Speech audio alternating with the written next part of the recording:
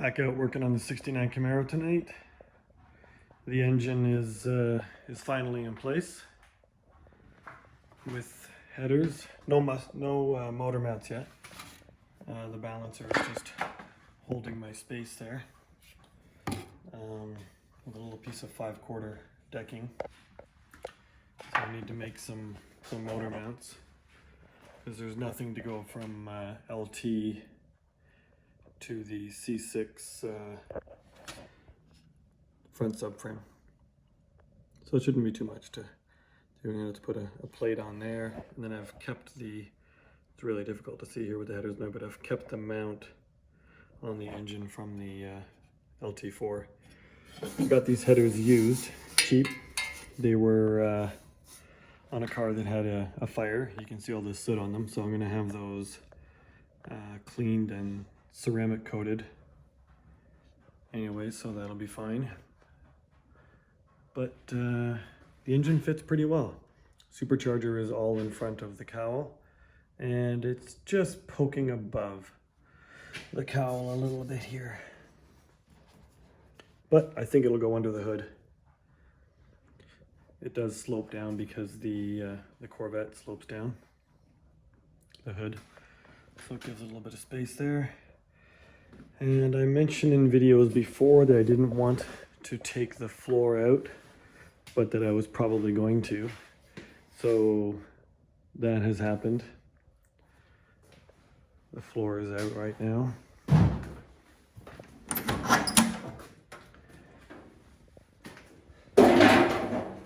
And I'm glad that I did, because what I thought was a perfect floor actually had some rust up here. This is all cleaned and painted with etched primer, and the same for the frame here. I still have to cap this in and the side here, but that's where it goes up and into the suspension, the rear.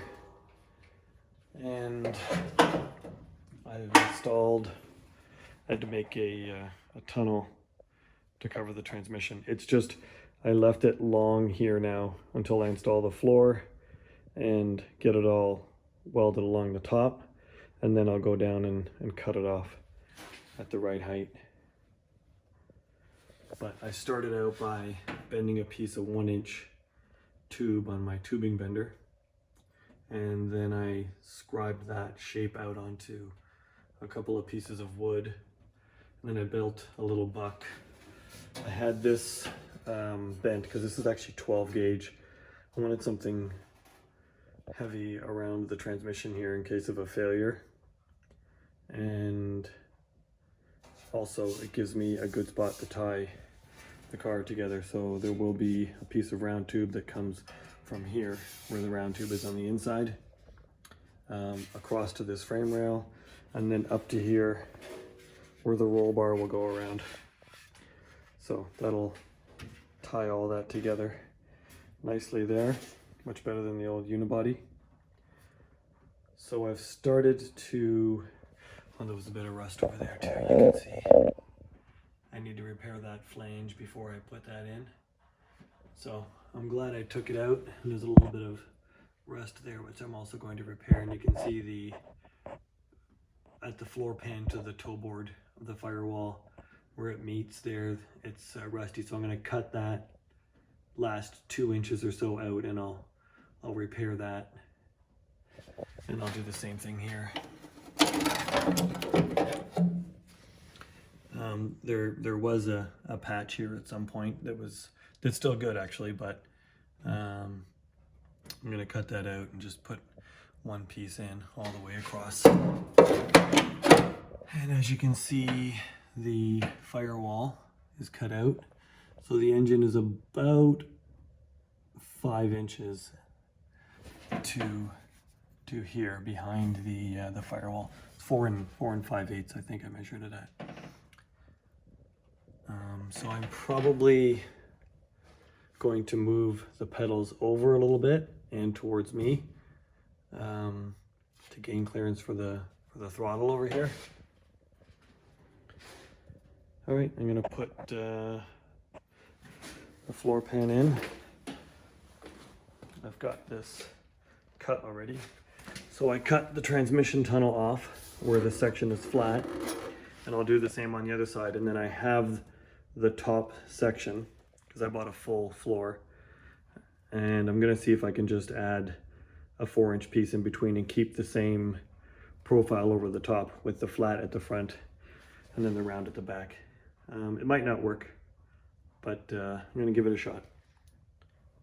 And at least the floor pan will look somewhat original. This also came with the convertible brace here, so I removed that because my subframe connector comes through here, so I want to be able to weld that to the floor, and then to the, because on the other side I can't get to that. There's a brace that kind of forms part of the torque box, which is not very robust on these cars, and where the leaf spring mount bolts into. On this side here, I folded a flange up, and along here I folded a flange up, and then on an angle here, and then flat here.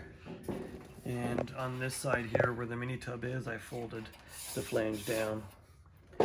And I've removed the seatbelt mount from here and the seatbelt mount from there. I kept the two pieces. So there's the one. I'm going to put that into the side. Oh, it'll go that way. Into the side, right close to that location where it's through the 12 gauge transmission tunnel. And then this is the other one.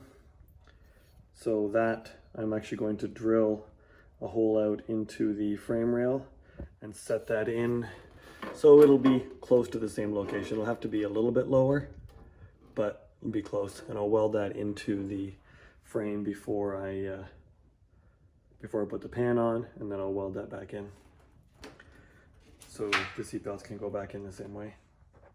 Okay, I'm gonna drop this floor in and then I'll show you how it fits. Okay, that's the floor pan just set back in. That's lining up nicely with the hole in the subframe below. So I'll get it, can't sit down any further because it's still sitting on the subframe connector, which needs to come through the floor to about here somewhere. So I've marked that on the bottom. So I'll cut the one side first and just stay a little bit narrow with it, and then I can measure across and cut the other one. But it's fitting well along the edge here. It's not set all the way down yet, but it's pretty close. And it's sitting good up along here. This is where that seat brace will go back in. I'll cut it short and then I'll fold a flange up on it and weld it to here after all this is welded in. And then my tube will come across in front of that. So I'm gonna have lots of support here. And that fits decently at the mini tub. I folded that flange forward now. I didn't want to cut it all the way out because once this goes down, this has to go down another 2.5 inches. So once this goes down, that may, I may be able to fold that back in, and I should be able to push this back against here. I'll mark where it is, and then I'll cut this off about 1 inch below so I can get a couple of plug welds in there. And then perhaps the same on this side. I might have to just run a bead there and put a little flange on it after. But it's getting there. So hopefully within the next week or so I'll have this one in and the other side in, because I'm just doing nights here and there, and then maybe another week or so to get the transmission tunnel finished. My plan is to have the floor pan finished, and I was hoping for the firewall by the end of May. Today's May the 3rd, so I was hoping for the firewall by the end of May, but that's probably not going to happen. But if I can get it at least mocked up, and I need to trim for the headers there, put a little radius into the floor, and I have to order a new seat brace that goes on here. Oh, I also have the convertible support that goes below. It's right here. So this goes onto the floor pan from below and up through the transmission tunnel. So obviously I need to cut this around here somewhere. And I need to cut it over there where the subframe connectors are. But I'm hoping to use this and then just extend this piece up through. And it ends up being right where my shifter is. This is actually the front.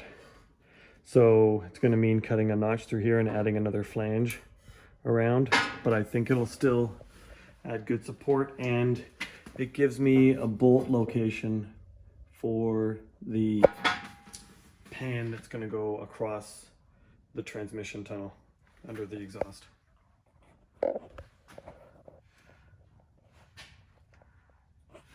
And then after all that's done, then I'll tackle the trunk. I have a 68 trunk floor because I don't like the filler neck behind the gas tank. Whenever it's full, I have frequently had fuel leak out of there, so I'm going to put a filler neck here. Actually bought one for it. This one. I don't think I'm going to use it, although it looks really nice. I don't think it seals well enough for a fuel injected car. I think the tank pressure will build up and it'll just end up smelling, so I'll probably get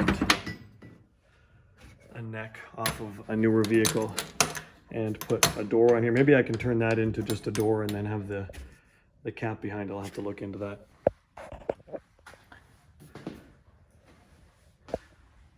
But that's it for now. It's getting there.